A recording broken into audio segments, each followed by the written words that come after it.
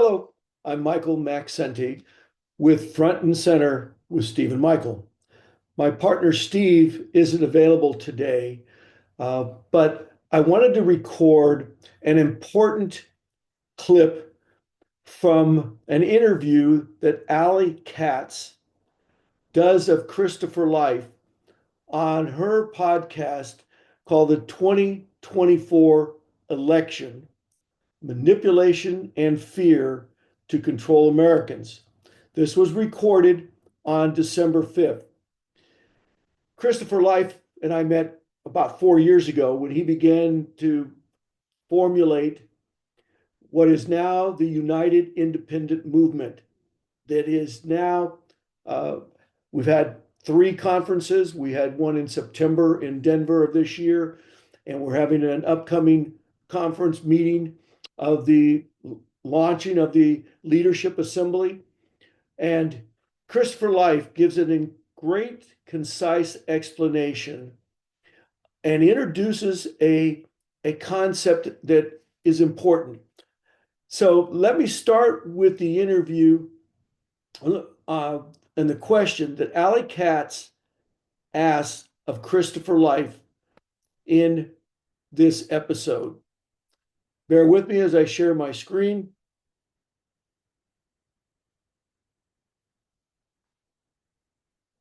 Planetary, climate change rights.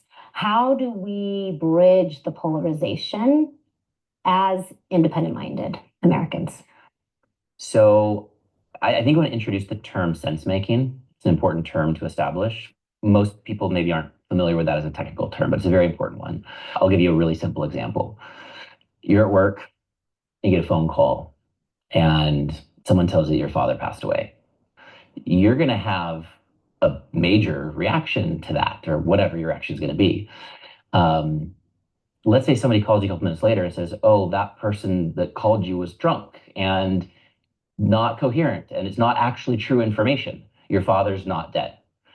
So how you relate to that news is going to be based upon how much you believe or agree that news to be true.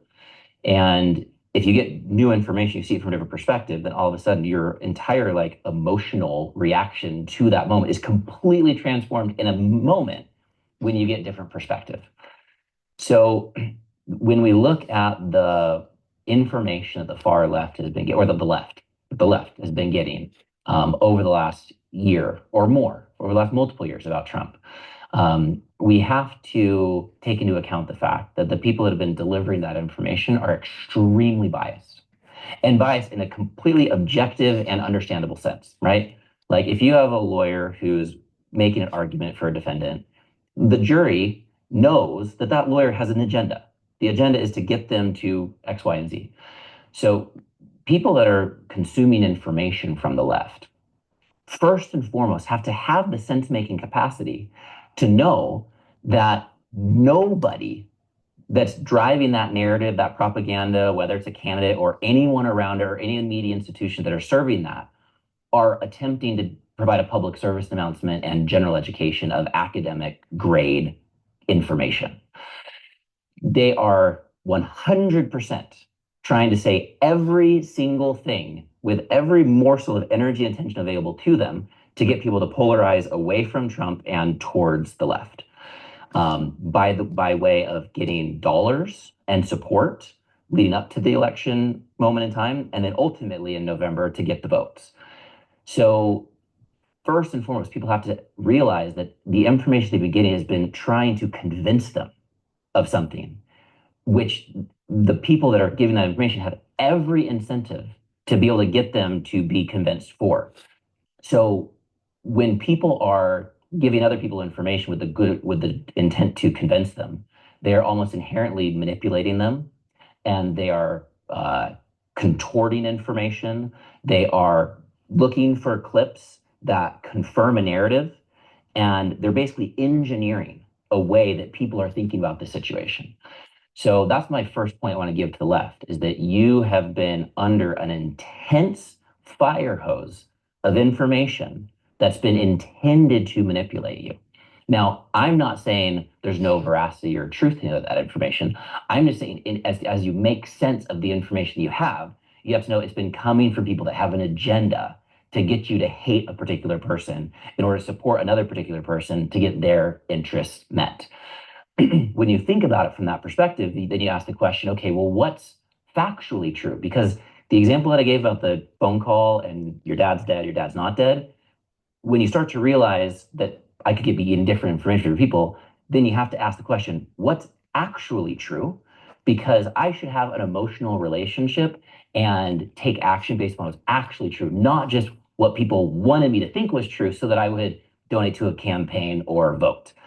So now this becomes a really important moment in time. The election's over. Now, yes, the left is going to keep trying to persuade them to give them dollars and that kind of a thing. But now let me pause on that for a moment. The left is going to continue to persuade them to give dollars and that sort of thing. When you say that, what exactly are we talking about? What is the left that's going to persuade who to give dollars to what? Right. Yeah, I mean, so the left can be a reference to the Democratic Party. It can be a reference to the media institutions that support that perspective and that narrative. There are thousands of organizations and nonprofits that are a part of this left institution that, stand for LGBTQ rights, that stand for anti-racism, that stand for a lot of these social issues that have been pegged to the left. So all their fundraising apparatuses are about to start turning on and start saying, oh, well, we elected Trump, but now we've got to really X, Y, and Z to make sure that he doesn't A, B, and C. So that's the narratives that are about to come out that are going to start to get people to donate money and keep getting more involved. And we're also need to start looking at the 2026 midterm election, and the left or the Democratic Party is going to immediately start to galvanize attention and resources and commitment for people to participate in the midterm election to be able to try and win the House and regain the Senate for the Democratic Party, and see that as the next battleground politically and electorally, and use this moment in time to be able to polarize, oh, we lost that because why? Because our volunteers didn't knock enough doors, because our donors didn't give enough money. So they're going to use the loss of Trump to be able to justify why more energy should go into the left. And there's just so much we could say about this conversation. I stopped it there, and I encourage you to go listen to this entire podcast, because Christopher will go in and explain a lot more about where we're on this journey of the United Independent Movement and our goals and objectives with that. But I want to broaden as the perspective even more than what Christopher was saying. He referred to the left, and Ali challenged him to explain who those are on the left. I think it's really important that we reframe that conversation from, it's not the left versus the right. It's not the Democrats versus the Republicans. And again, when we talk about Democrats, Republicans, left and right, we're not talking about the people, the ordinary citizens. It's the leadership of these organizations and groups.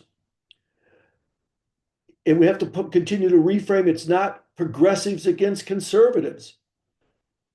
The true issue is that it is the ordinary people, the masses of humanity, if you will,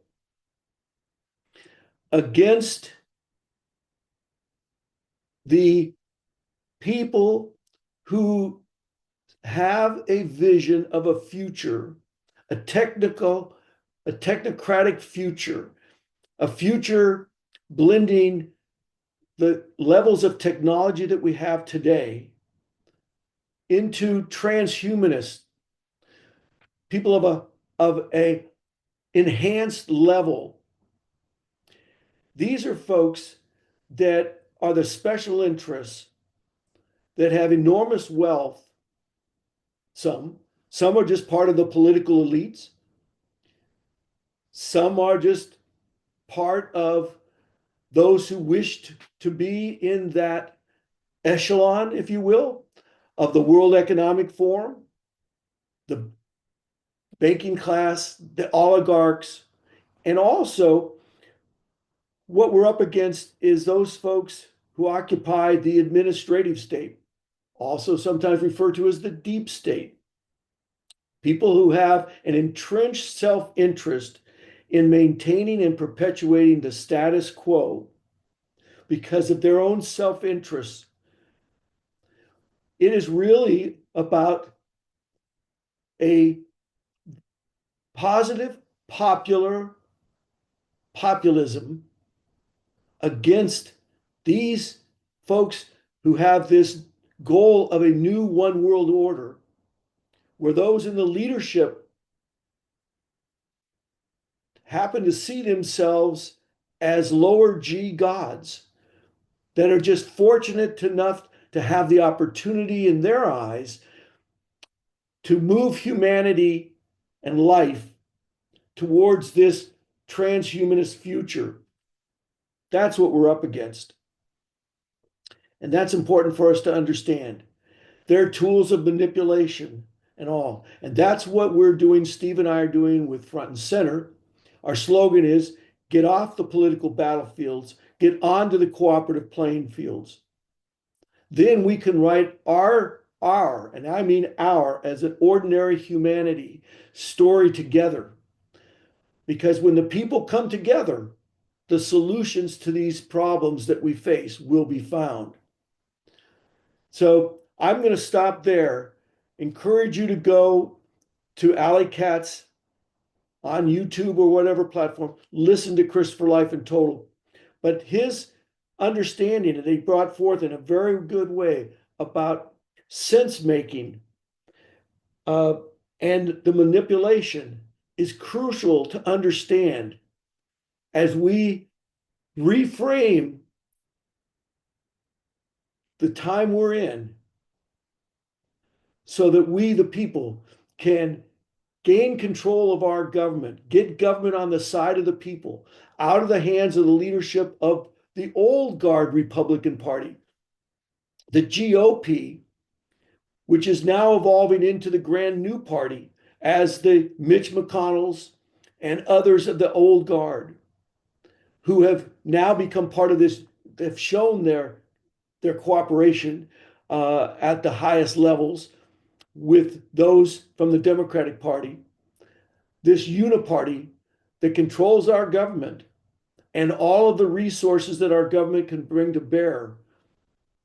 That's what we have to get on the side of the people so that we can move towards a more beautiful and just world that our hearts know is possible.